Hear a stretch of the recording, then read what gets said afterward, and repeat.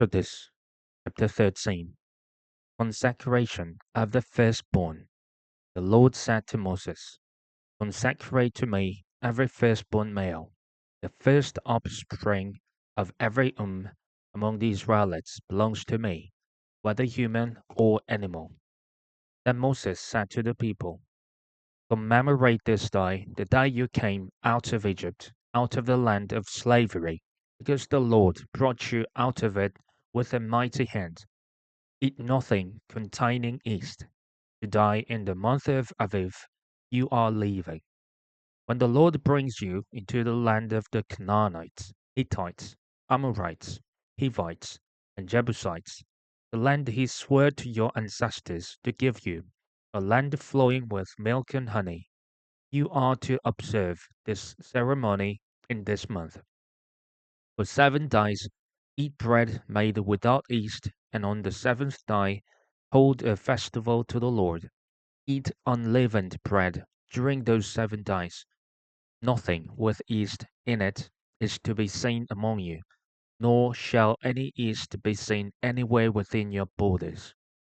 On that day, tell your son, I do this because of what the Lord did for me when I came out of Egypt. This observance will be for you like a sign on your hand and a reminder on your forehead that this law of the law is to be on your lips. For the Lord brought you out of Egypt with his mighty hand. You must keep this ordinance at the appointed time year after year. After the Lord brings you into the land of the Canaanites and gives it to you, as he promised on earth to you and your ancestors, you are to give over to the Lord the first offspring of every All the firstborn males of your livestock belong to the Lord. Redeem with a lamb every firstborn donkey, but if you do not redeem it, break its neck. Redeem every firstborn among your sons. In days to come, when your son asks you, What does this mean? Say to him, With a mighty hand the Lord brought us out of Egypt, out of the land of slavery. When Pharaoh stubbornly refused to let us go, the Lord killed the firstborn of both people and the animals in Egypt. This is why I sacrifice to the Lord the first male offspring of every and redeem each of my firstborn sons. And it will be like a sign on your hand and a symbol on your forehead that the Lord brought us out of Egypt with his mighty hand. Crossing the sea. When Pharaoh let the people go, God did not lead them on the road through the Philistine country, though it was shorter. But God said, if they face war, they might change their minds and return to Egypt. But God led the people around by the desert road toward the Red Sea. The Israelites went up out of Egypt ready for battle. Moses took the bonds of Joseph with him, because Joseph had made the Israelites swear an oath. He had said, God will surely come to your aid, and then you must carry my bonds up with you from this place. After leaving Succoth, they camped it at Etham on the edge of the desert. By day the Lord went ahead of them in a pillar of cloud to guide them on their way, and by night in a pillar of fire to give them light, so that they could travel by day or night. Neither the pillar of cloud by day nor the pillar of fire by night left its place in front of the people. Exodus chapter 14. Then the Lord said to Moses, Tell the Israelites to turn back and encamp near Pi Hahiroth, between Migdol and the sea.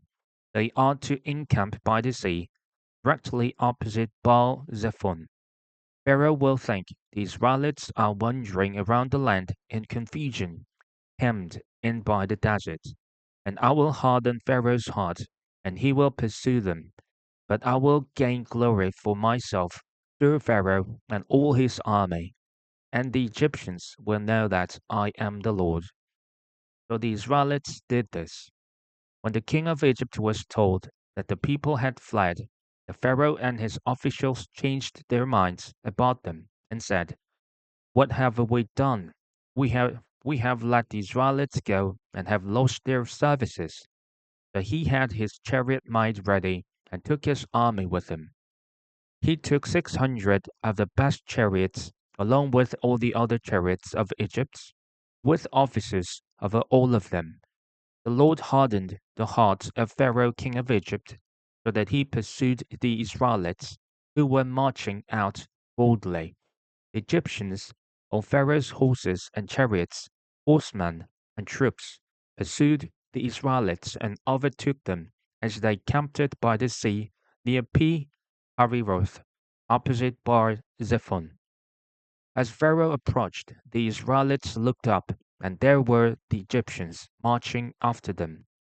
They were terrified and cried out to the Lord. They said to Moses, "Was it because there were no graves in Egypt that you brought us to the desert to die? What have you done to us by bringing us out of Egypt? Didn't we say to you in Egypt, 'Leave us alone, let us serve the Egyptians'? Yet it would have been better for us to serve the Egyptians than to die in the desert." Moses answered the people, "Do not be afraid. Stand firm, and you will see the deliverance the Lord will bring you today. The Egyptians you see today you will never see again. The Lord will fight for you. You need only to be still." Then the Lord said to Moses, "Why are you crying out to me? Tell the Israelites to move on. Raise your staff. Stretch out your hand over the sea to divide the water, so that the Israelites can go through the sea on dry ground. I will harden the hearts of the Egyptians, so they will go in after them, and I will gain glory through Pharaoh and all his army, through his chariots and his horsemen. The Egyptians will know that I am the Lord, when I gain glory through Pharaoh, his chariots, and his horsemen." Then the angel of the Lord, who had been traveling in front of Israel's army, withdrew and went behind them. The pillar of cloud also moved from in front and stood behind them, coming between the armies of Egypt and Israel. Throughout the night, the cloud brought darkness to the one side and light to the other side, so neither went near the other all night long. When Moses stretched out his hand over the sea, all that night the Lord drove the sea back with a strong east wind and turned it into dry land. The waters were divided, and the Israelites went through the sea on dry ground, with a wall of water on their right and on their left. The Egyptians pursued them, and all Pharaoh's horses and chariots and horsemen followed them into the sea. During the last watch of the night, the Lord looked down from the pillar of fire and cloud at the Egyptians' army and threw it into confusion. It jammed the wheels of their chariots so that they had difficulty driving. And the Egyptians said, "Let's get away from the Israelites. The Lord is fighting for them against Egypt." Then the Lord said to Moses, "Stretch out your hand over the sea so that the waters may flow back over the Egyptians and their chariots and horsemen." Moses stretched out his hand over the sea, and at daybreak the sea went back to its place. The Egyptians were fleeing toward it, and the Lord swept them into the sea. The water flowed back and covered the chariots and horsemen, the entire army of Pharaoh that had followed the Israelites into the sea. Not one of them survived. But the Israelites went through the sea on dry ground with a wall of water on their right and on their left.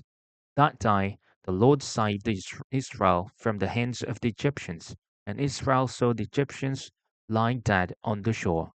And when the Israelites saw the mighty hand of the Lord displayed against the Egyptians, the people feared the Lord and put their trust in him and in Moses his servant. Exodus chapter 15. The song of Moses and Miriam. Then Moses and the Israelites sang this song to the Lord. "I will sing to the Lord, for he is highly exalted. Both horse and driver he has hurled into the sea. The Lord is my strength and my defense. He has become my salvation. He is my God, and I will praise him, my father's God, and I will exalt him. The Lord is a warrior, the Lord is his name. Pharaoh's chariots and his army he has hurled into the sea. The best of Pharaoh's officers are drowned in the Red Sea. The deep waters have covered them. They sank to the depths like a stone. Your right hand, Lord, was majestic in power. Your right hand, Lord, shattered the enemy. In the greatness of your majesty, you threw down those who opposed you. You unleashed your burning anger. It consumed them like stubble. By the blast of your nostrils, the waters piled up. The surging waters stood up like a wall. The deep waters congealed in the heart of the sea. The enemy boasted, I will pursue, I will overtake them. I will divide the spoils, I will gorge myself on them. I will draw my sword, and my hand will destroy them. But you blew with your breath, and the sea covered them. They sank like lead in the mighty waters. Who among the gods is like you, Lord? Who is like you, majestic in holiness, awesome in glory, working wonders? You stretch out your right hand, and the earth swallows your enemies. In your unfailing love, you will lead the people you have redeemed. In your strength, you will guide them to your holy dwelling. The nations will hear and tremble. Anguish will grip the people of Philistia. The chiefs of Edom will be terrified. The leaders of Moab will be seized with trembling. The people of Canaan will melt away. Terror and dread will fall on them. By the power of your arm, they will be as still as a stone. Until your people pass by, Lord, until the people you bought pass by. You will bring them in and plant them on the mountain of your inheritance, the place, Lord, you made for your dwelling, the sanctuary, Lord, your hands established. The Lord reigns forever and ever. When Pharaoh's horses, chariots, and horsemen went into the sea, the Lord brought the waters of the sea back over them. But the Israelites walked through the sea on dry ground. Then Miriam the prophet, Aaron's sister, took a timbrel in her hand, and all the women followed her. With timbrels and dancing, Miriam sang to them, sing to the Lord, for he is highly exalted. Both horse and driver he has hurled into the sea, the waters of Marah and Elim. Then Moses led Israel from the Red Sea, and they went into the desert of Shur. For 3 days they traveled in the desert without finding water. When they came to Marah, they could not drink its water because it was bitter. That is why the place is called Marah. So the people grumbled against Moses, saying, what are we to drink? Then Moses cried out to the Lord, and the Lord showed them a piece of wood. They threw it into the water, and the water became fit to drink. There the Lord issued a ruling and instruction for them and put them to the test. He said, if you listen carefully to the Lord your God and do what is right in his eyes, if you pay attention to his commands and keep all his decrees, I will not bring on you any of the diseases I brought on the Egyptians, for I am the Lord who heals you. Then I came to Elim, where there were 12 springs and 70 palm trees, and they camped there near the water. Exodus chapter 16. Manna and quail. The whole Israeli community set off from Elim and came to the desert of Sin, which is between Elim and Sinai. On the 15th day of the second month, also they had come out of Egypt. In the desert, the whole community grumbled against Moses and Aaron. The Israelites said to them, if only we had died by the Lord's hand in Egypt. There we sat around pots of meat and ate all the food we wanted, but you have brought us out into this desert to starve this entire assembly to death. Then the Lord said to Moses, I will rain down bread from heaven for you. The people are to go out each day and gather enough for that day. In this way I will test them. and see whether they will follow my instructions. On the sixth day they are to prepare what they bring in, and that is to be twice as much as they gather on the other days.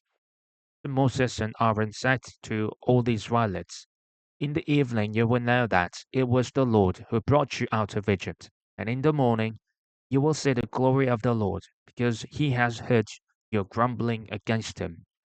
Who are we that you should grumble against us? Moses also said, you will know that it was the Lord when he gives you meat to eat in the evening and all the bread you want in the morning, because he has heard your grumbling against him. Who are we? You are not grumbling against us, but against the Lord. Then Moses told Aaron, say to the entire Israelite community, come before the Lord, for he has heard your grumbling. While Aaron was speaking to the whole Israelite community, they looked toward the desert, and there was the glory of the Lord appearing in the cloud. The Lord said to Moses, I have heard the grumbling of the Israelites. Tell them, at twilight you will eat meat, and in the morning you will be filled with bread.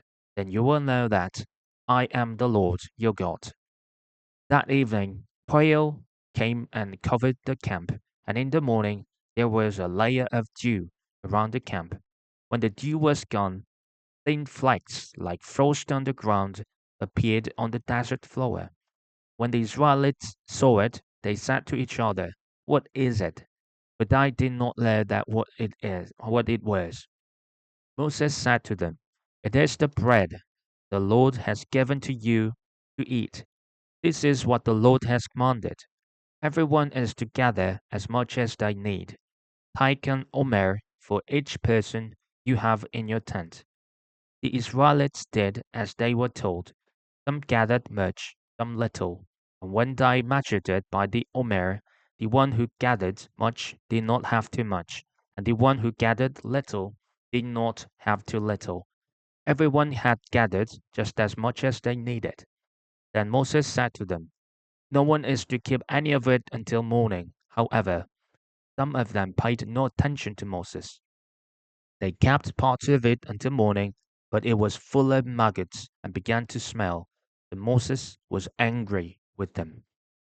Each morning everyone gathered as much as they needed, and when the sun grew hot, it melted away. On the sixth day they gathered twice as much, 2 omers for each person, and the leaders of the community came and reported this to Moses. He said to them, this is what the Lord commanded. Tomorrow is to be a day of Sabbath rest, a holy Sabbath to the Lord. To bake what you want to bake and boil what you want to boil. Save whatever is left and keep it until morning. So they saved it until morning, as Moses commanded, and it did not stink or get maggots in it. Eat it today, Moses said, because today is a Sabbath to the Lord. You will not find any of it on the ground today. 6 days you are to gather it, but on the seventh day, the Sabbath, there will not be any. Nevertheless, some of the people went out on the seventh day to gather it, but they found none. Then the Lord said to Moses, how long will you refuse to keep my commands and my instructions? Bear in mind that the Lord has given you the Sabbath. That is why on the sixth day he gives you bread for 2 days. Everyone is to stay where they are on the seventh day. No one is to go out. So the people rested on the seventh day. The people of Israel called the bread manna. It was white like coriander seed and tasted like wafers made with honey. Moses said, this is what the Lord has commanded.